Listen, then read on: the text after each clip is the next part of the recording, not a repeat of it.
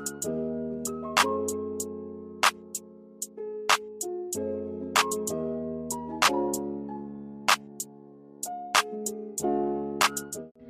you for tuning in to Vibes Community and Conversation. On this episode, our special guest was Miss Frances Cato. And the conversation was great. We talked about her upbringing, different things, but we also talked about the legacy of her sister, T. Lassiter, better known as Mama T. And so after the recording, maybe a day or two later, she texted me and she said, Mr. Mike, it would have been Mama T's birthday on the day that we recorded. And then it dawned on me. My youngest brother, Sylvester Joel Boykins, shared a birthday with her, which was October the 27th. So we want to just say, rest in power, Mama T. Shout out to the family. And hey, let's go. Hey, what's up, everybody? And welcome to Vibes, Community, and Conversation, where we are building connections, one vibe at a time. One vibe at a time, baby. I'm your host, Mike, a.k.a. The Cool Guy, and I'm here with my co-host. The Jazzy One. The Jazzy One is what they call her. And today on our podcast, which is episode 9, we had the opportunity to talk to Miss Frances Cato, a community person who dropped some knowledge on us today, gave us a little wisdom, and I just appreciate her being on the show, being able to share her story. Yes, it was a wonderful conversation with Miss Cato. She's been in the community for many, many years, so it was nice to hear how she got started in the community and how she stays encouraged to keep doing the great work that she does. And so we really appreciate her coming on the show. Mm-hmm. One thing about this podcast, every episode that you view and you see, in all of our conversations, we will acknowledge God because He is number one. Number one. And so if you don't acknowledge Him like you should be, I suggest you start to acknowledge, because without Him, we would not be here. You would not be here, because He could just take your breath away just like that. So we appreciate you all viewing our podcast. We encourage you to subscribe to our channel back and check out episode 9 of Vibes, Community, and Conversation. Peace. All right, ladies and gentlemen, we're here today with Miss Frances Cato, who is a big person in the community. She's a mother of 2 and a grandmother. Mm-hmm. So, Miss Frances, tell us a little bit about yourself. As Mike said, my name is Frances Cato, Frances Morgan Cato. My mother was Rosetta Morgan Bryant Sauer. Mm-hmm. My dad was Kent Morgan, who was a mechanic, best mechanic in the city. That's right. My mother had 9 children. Okay. We grew up in a lovely family. My mom was strict. Yes. We had to go to Sunday school every Sunday. We had to go to young people meeting, Wednesday and Friday night prayer meetings, and then again on Sundays. But did you grow up Koji, or was that Baptist? Was that Church of God in Christ? Was Church of... It was, I'll get ready to say, because Baptists don't go to churches like that, but I told you. Yeah, we started at the Church of God, Pillar Ground of the Truth on 7th Avenue. Okay. And then my mom then ventured out to Prayer Tower, Church of God in Christ. Okay. So I attended elementary school at Jordan Elementary. Okay. And from there I went to Melrose Elementary. Back then, 16th Street was 16th Street Junior High, mm-hmm. Because it was from grades 6th through 9th. Okay. And then from there to Gibbs Senior High. And back then it was Gibbs Senior High, and not just Gibbs High. Okay. Graduated 1970. Okay. We had, my grandmother lived right in front of Miss Gussie. Okay. Right down 7th Avenue. So I would go visit my grandmother, and I see Miss Gussie all the time on the outside. Yeah. We would have Thanksgiving dinners and would involve the whole family. everybody just come. And my mom was the one who did most of the cooking.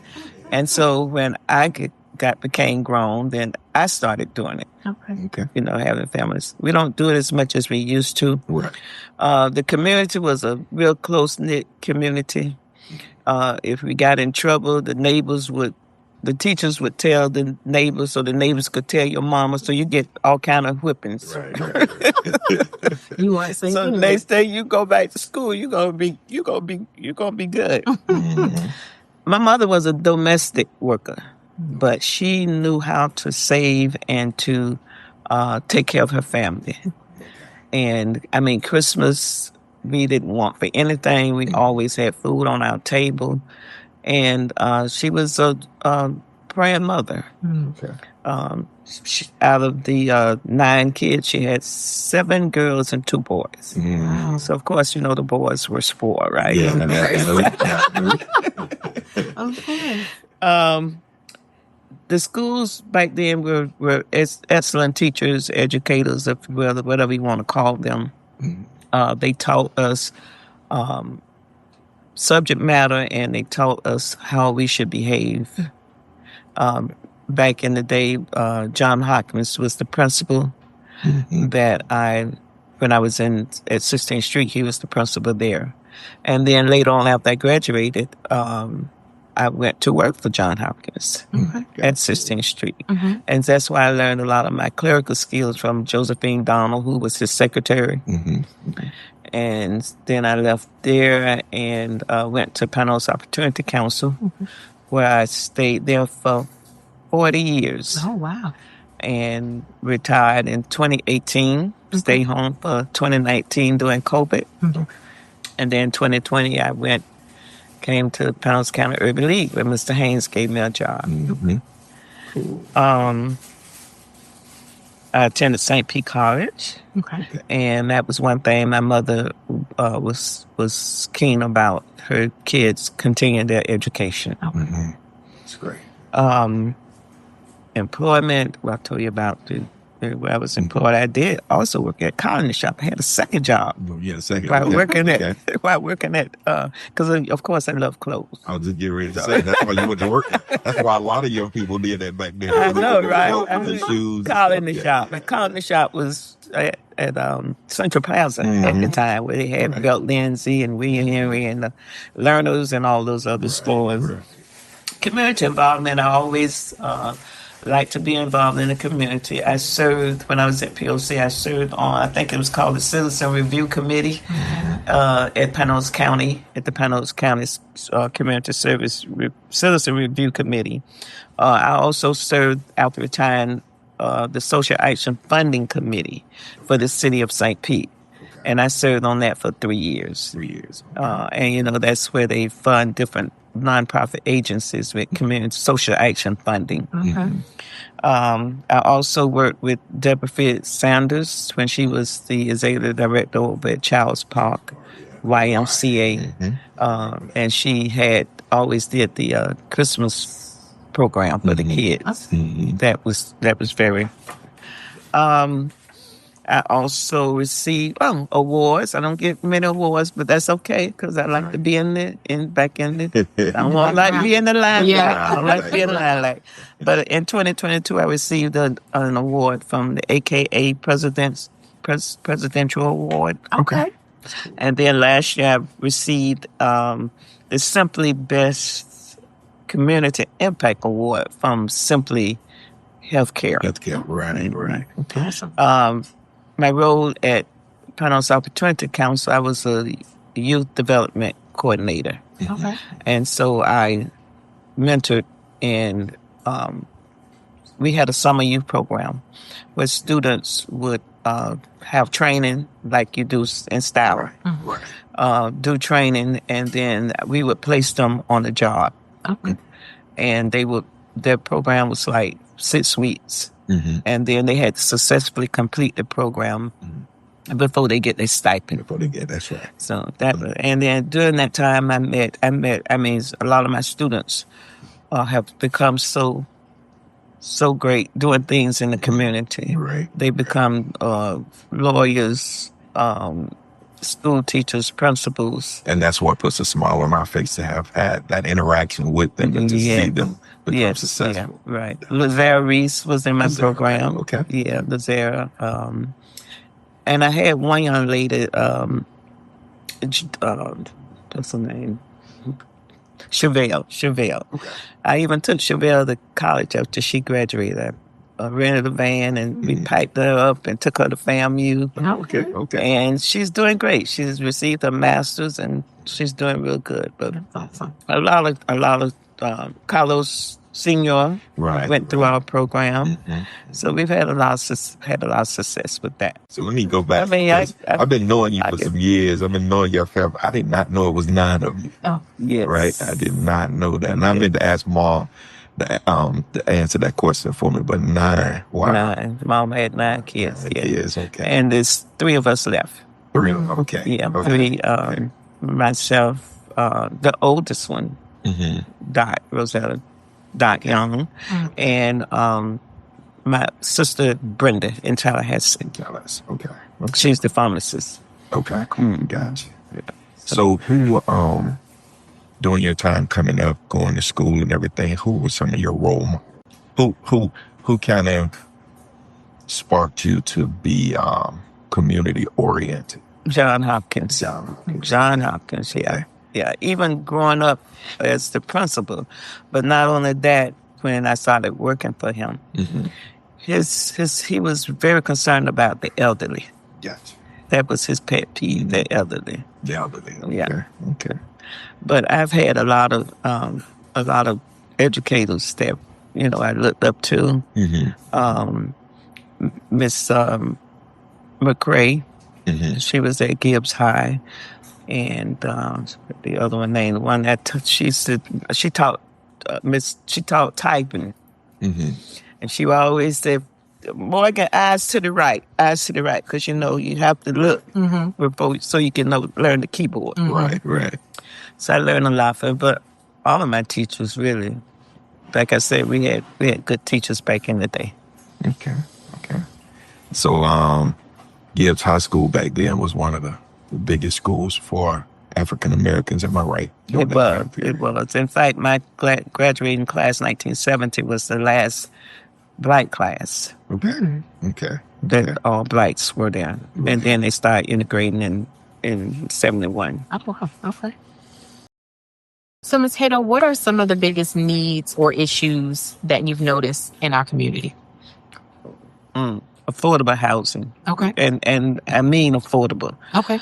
Right. It needs to be where people can, we used to operate a program at Panos Opportunity Council that they assisted people with their rent.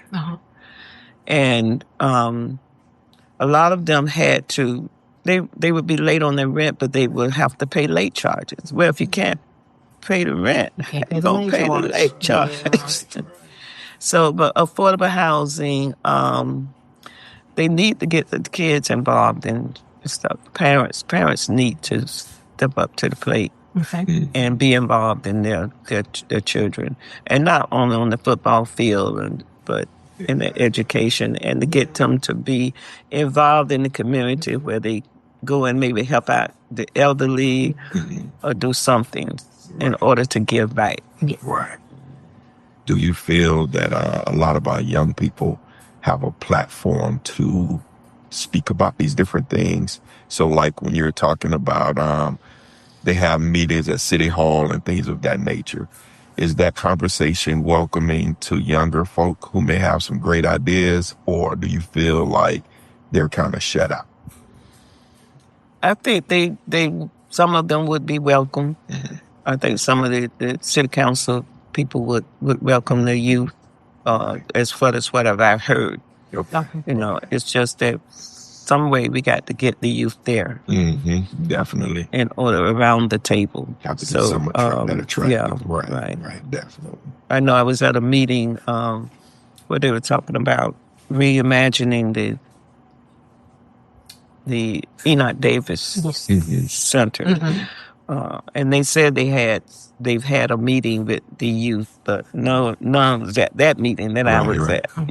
Right. let's talk about the legacy of your sister, Mama T. Mama. So Mama T, Mama T didn't play, right? She was a straight shooter. She was. And some people may not have liked the way she may approach things, but she was a straight shooter and she cared about the community. She didn't want anybody to be walked over and mistreated. That's true. And I remember a time I was having an issue, and I was at this certain place working, and I was leaving, and she said, "Where are you going? Why you ain't in Texas place?" I said, "Well, this took place." "No, I'm gonna go over there and take care of it." I said, "No, Mama T, I'm gonna give Mama T. It was time for me to do what I needed to do." Right. But she cared about people. She cared about people, and she stayed in the people face down at City Hall. Yes, she did. And she even ran for mayor. She did. Yeah. So tell me a little bit about your sister. Mama T was, as you said, she was a go-getter. And she loved her community. She loved it, and she studied. She didn't talk the talk. Right. She knew what she was talking about. I mean, when she passed, she had books and books of literature and stuff that she had read up on regarding different situations. And so she would do the law fest each year to bring the attorneys out, and they would do this pro bono to get to the community, so the community could find out the different things that they would need to know regarding to whatever situation it may be. She cared about the children. It was funny, anytime youth got killed, she would put in her yard a fake casket. Right. To let people know that. And her thing was, enough is enough. Enough is enough. That's right. Enough is enough. And she would always say that, "My name is Bennett and I ain't in it." And I remember one time Dr. Go Davis was the chief of police. And Mama T went down to the jailhouse and raising all kinds of sand. And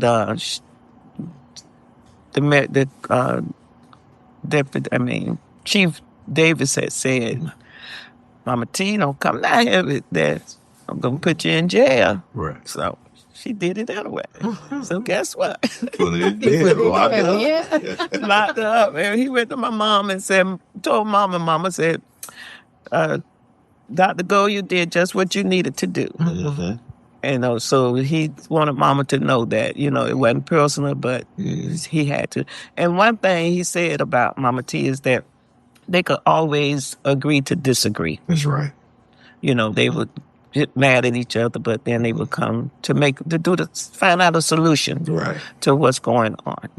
So she was one, we miss her so much. Yeah, she was an awesome person. Yeah, and a lot of things that are going on now, I can just see her in the midst. Right. She'll be right there. In the midst. She was a true community person. I remember she took to my dad and my mom. She would always come by here and talk to them. Oh, yeah. And they would give her advice and everything, and she'd go on and do what she needed to do. Right. We need more people like her in our community. So many talk the talk and don't walk the walk like she did. Right. And she was an asset to the city of St. Petersburg and all of the individuals around. So maybe one day someone will pick up that mantle and carry it on and do some great things in the city. Not saying no one is doing anything. Right. But the type of impact she had, right. all the way from the mayor down, knew her name. And the thing was, she was a listening ear. She'll listen to people. And then if you wrong, she gonna tell you, "Well, no, you wrong about that," or whatever. But she wasn't gonna just walk away and allow people to just mistreat people. That's true. She wasn't gonna do that. And I remember doing her service. I did the slideshow and all of that. And a lot of people came out to pay their respects and everything. And so that's the type of legacy that we all want to be able to leave behind. We want to be able to leave that type of legacy so people can say good things about us when we go. I don't know what people might say about me when I leave. I know, right? They might say some bad things, but you know what? That's their job. They do what they do. Right. But I'm going to leave a great legacy. Right. And you will. Yes, man. Yes, man.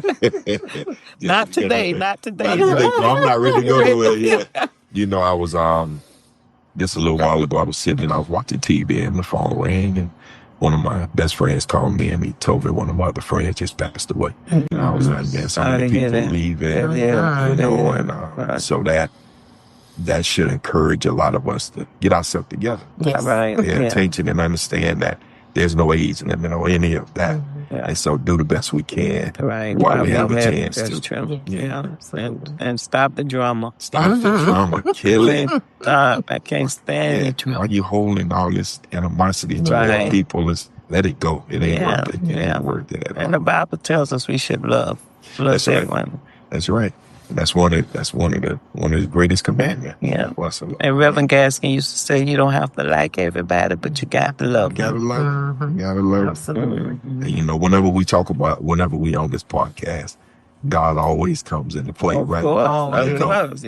He always gonna come into play because we wouldn't be able to do it without him. That's right. Front and center. He's our sustainer. And so, I just want to say you got some great things. I see you all over the city. Every time I look around on Facebook, I see pictures. I just saw something from the funeral you posted something. So I said, boy, Miss Francis, she move around more than I do. Yeah, they call me a social butterfly.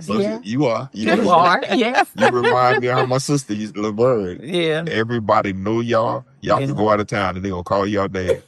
You're like, you're in a whole other city.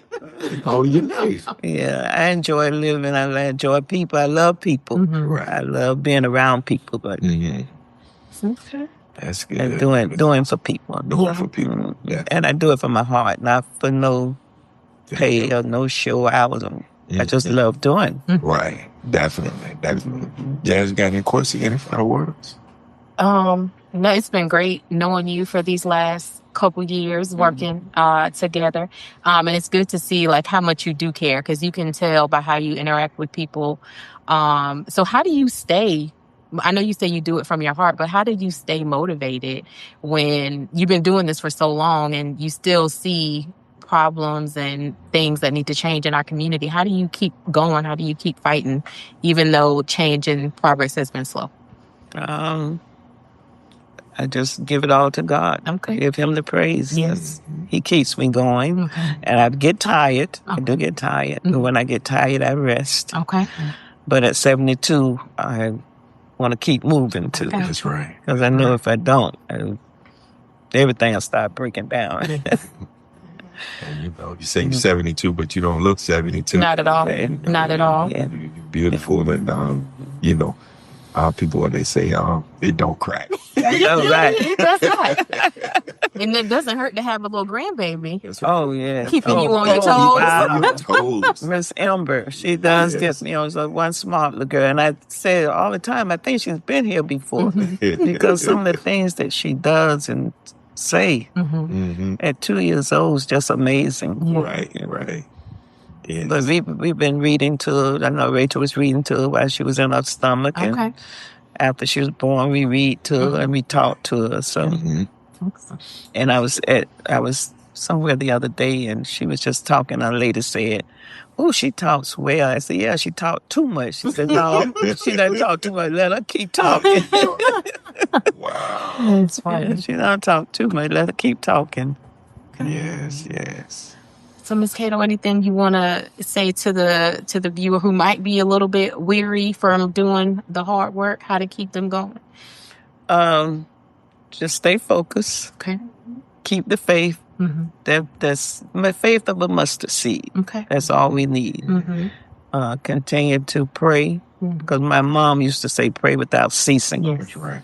So that's one thing we've got to do. And especially in the time that we're living now, we've got to keep God first. Love your family because you never know when you may leave or they may leave. And, you know, it used to be a time where we were burying our parents, but now parents are burying their children. Yes. Which is just disheartening. It is. But we know we still serve a great God. That's right. Absolutely. That's right. And he is in control of everything. Always. Yes. And even through sickness, death, we have to give him all the glory and all the praise. Because he's so worthy to be praised. He's all knowing. Yes. And and we said this in another cast, when God does something, it's perfect. To us, it may look a certain way. Right. But he don't slack us. He don't do us like we will. Right. God, today I'm going to just give you 50%. Because I need this other 50% to be good. Right.